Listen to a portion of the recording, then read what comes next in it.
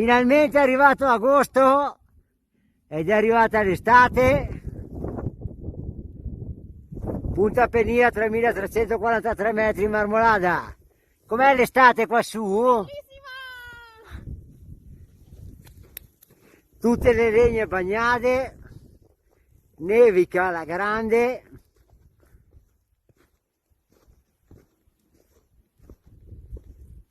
Buon agosto a tutti! Mi godo un po' l'estate. Finalmente è arrivato agosto.